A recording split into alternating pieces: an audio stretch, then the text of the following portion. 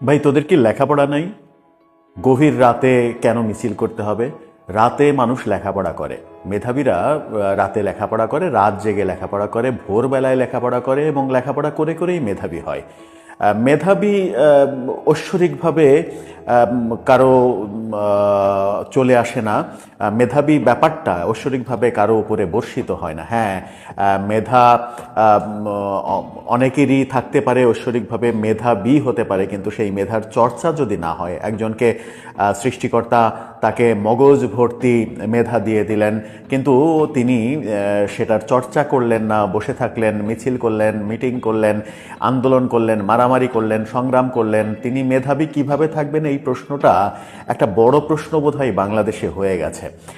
অনেকদিন থেকেই মেধাবী এই শব্দটা এমন একটা শব্দে পরিণত হয়েছে যে এই শব্দটা নিয়ে রীতিমতো ট্রল শুরু হয়েছে। মেধাবীদের কোটা আন্দোলন আমরা দেখেছি, সেই সময় প্রশ্ন এসেছিল মেধাবী কারা, মেধাবী কত পার্সেন্ট বাংলাদেশে, কয়জন মানুষ আন্দোলন করছে আর কয়জন মানুষ ঘরে বসে মেধার চর্চা করছে। মেধাবীদের কাজ কি গভীর রাতে ইউনিভার্সিটিতে লেখাপড়া বাদ দিয়ে রাজনীতি ঠেকাও আন্দোলনের নেমে পড়া কিনা, সেই প্রশ্ন কিন্তু সামনে চলেই আসে। সেরকমই একটা ঘটনা আবারও ঘটলো কুয়েটে, খুলনা ইঞ্জিনিয়ারিং বিশ্ববিদ্যালয়ে। সেখানে মধ্যরাতে রণক্ষেত্র হতে দেখা গেল। সেই দৃশ্যের পরে বাংলাদেশে আগামীর ভবিষ্যৎ যারা লেখাপড়া করছেন তাদেরকে নিয়ে চিন্তিত হওয়ার যথেষ্ট কারণ রয়েছে। সেখানে সংঘর্ষ ঘটল, একে অন্যকে দায়ী করলো। বৈষম্যবিরোধী আন্দোলন দায়ী করছে ছাত্রদলকে, ছাত্রদল দায়ী করছে বৈষম্যবিরোধী আন্দোলনকে, ছাত্র শিবিরকে, কেউ আবার দায়ী করছে যে এর মাঝে ছাত্রলীগ চলে এসেছে। সব মিলিয়ে একটা হযবরল অবস্থার জন্ম দিয়েছে কুয়েট। এই যখন অবস্থা, তখন এদিকে ঢাকায় গতকালকে আমরা দেখেছি সমাবেশ করে জামাত সরকারকে আলটিমেটাম দিয়েছে। দর্শক, মূল ভিডিওতে যাওয়ার আগে জানিয়ে রাখি, আমাদের পলিটিক্স টিভির নিয়মিত ভিডিওগুলো এখন থেকে স্পন্সর করছে প্রজাপতি.টিভি নামে নতুন ওটিটি প্ল্যাটফর্ম। ওটিটিতে প্রজাপতি খুব শীঘ্রই আসছে। তার আগে ইউটিউবে এবং ফেসবুকে তারা নানান মজার কন্টেন্ট আপনাদের জন্য ছাড়ছে, সেগুলো আপনারা দেখতে পারেন প্রজাপতি.টিভি সার্চ করে, অথবা আমাদের ডেসক্রিপশন বক্সে লিঙ্ক দেয়া থাকবে, সেই লিঙ্কে ক্লিক করেও আপনারা প্রজাপতি দেখতে পারেন, তাদের সঙ্গে থাকতে পারেন, সাবস্ক্রাইব করতে পারেন। চলে যাই মূল ভিডিওতে। খুলনা ইঞ্জিনিয়ারিং ইউনিভার্সিটি কুয়েট, সেখানে একেবারে রণক্ষেত্র হয়েছে মধ্যরাতে। খুলনাতে যে রণক্ষেত্র হলো, সেই রণক্ষেত্রের জন্য ছাত্রদল দায়ী করছে বৈষম্যবিরোধী আন্দোলন, ছাত্র শিবিরকে। বৈষম্যবিরোধী আন্দোলন দায়ী করছে সরাসরি ছাত্রদলকে। এরকম পাল্টাপাল্টি অবস্থানে পাল্টাপাল্টি মিছিল সমাবেশ এখনও চলমান। সেটা নিয়ে সারা দেশ উত্তপ্ত, সেটা ছড়িয়ে পড়ে কিনা সেই আশঙ্কাও যথেষ্ট রয়েছে। ঢাকা বিশ্ববিদ্যালয়ের ছাত্রদলের এক নেতা বলেছেন, যে ঘটনা কুয়েটে ঘটানো হলো এটা বৈষম্যবিরোধী আন্দোলনের স্পিরিটের সঙ্গে সম্পূর্ণ সাংঘর্ষিক, এই ঘটনা ঘটতে পারে না। তার মানে তিনি সরাসরি তাদের উপরে বৈষম্যবিরোধী ছাত্রদের অ্যাটাকের কথা বলেছেন। তিনি বলেছেন ছাত্র শিবির এবং বৈষম্যবিরোধী আন্দোলন আমাদের উপরে অ্যাটাক করেছে। সেই সংঘর্ষে অন্তত 50 জনের বেশি আহত হয়ে হাসপাতালে গেছে, এমন খবরও আসছে। এদিকে বৈষম্যবিরোধী আন্দোলন বলেছে যে তারা ইউনিভার্সিটিতে একটা মিছিল করছিল, ছাত্র রাজনীতি বন্ধের মিছিল। তারা ছাত্র রাজনীতি চায় না ক্যাম্পাসে, সেই মিছিলে নাকি ছাত্রদল অ্যাটাক করেছে। আবার ছাত্রদল বলছে যে তারা একটা সমাবেশ করছিল, সেই সমাবেশে পেছন থেকে ছাত্র শিবির, বৈষম্যবিরোধী আন্দোলন এবং ছাত্রলীগ অতর্কিত হামলা করেছে। ছাত্রলীগের মাঝে কোত্থেকে আসলো সেটাও একটা বড় প্রশ্ন। ছাত্রলীগের প্রসঙ্গটা এসছে। এদিকে হাসনাত আবদুল্লাহ হুঙ্কার দিয়ে বলেছেন যে এতদিন মজলুম ছিলেন, এখন জালিম হয়েন না। যদি জালিম হন তাহলে সেই দেশে আর বসবাসের উপযোগী দেশ থাকবে না, সেই দেশ বসবাসের অনুপযোগী হয়ে যাবে। ছাত্রদলের উদ্দেশ্যেই তিনি এই কথাটা বলেছেন। ছাত্রদল এবং বৈষম্যবিরোধী আন্দোলন একেবারে মুখোমুখি, সেখানে শিবিরও রয়েছে।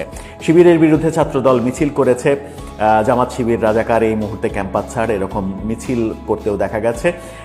পরবর্তীতে গত রাতের এই ঘটনার পরে আজকে বিএনপি 0 পয়েন্টে সমাবেশও করেছে, ছাত্রদলের পক্ষ থেকে সমাবেশ হয়েছে। এরকম ঘটনায় দেশ উত্তপ্ত হয়েছে। এই ঘটনা আবারও বিভিন্ন শিক্ষা প্রতিষ্ঠানে ছড়িয়ে পড়ে কিনা সেই আশঙ্কাও কিন্তু রয়েছে।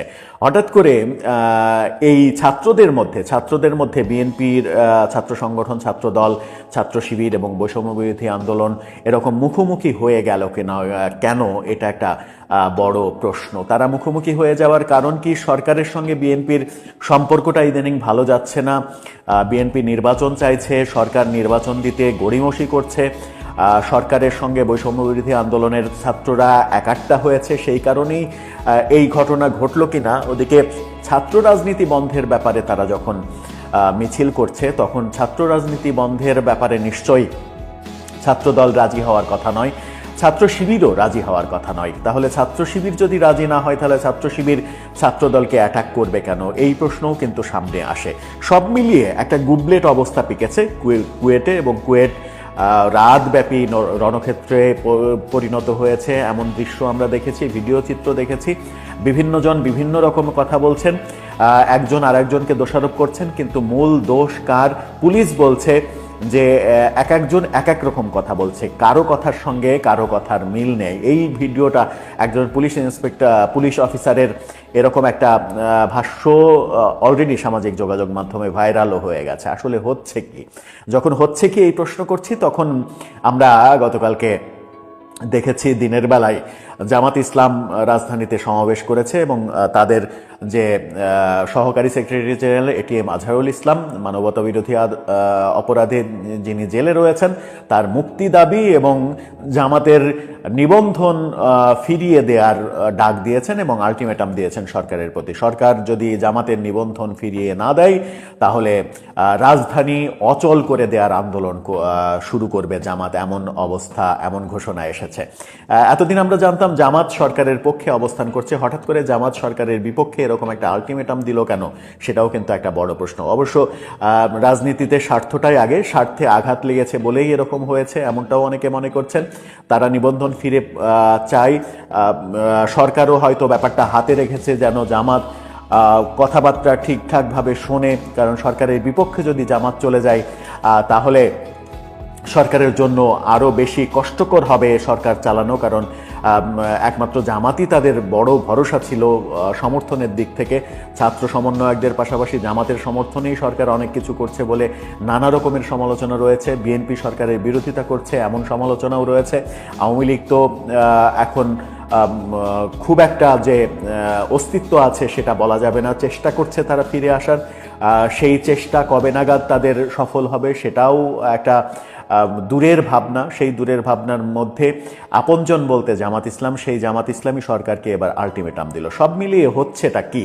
সরকার কি ক্রমে অসহায় হয়ে যাচ্ছে? সরকার এবং ছাত্রদের সঙ্গে অন্যান্যদের সম্পর্ক আরও বেশি দূরত্বের অবস্থানে চলে যাচ্ছে? দর্শক, আপনার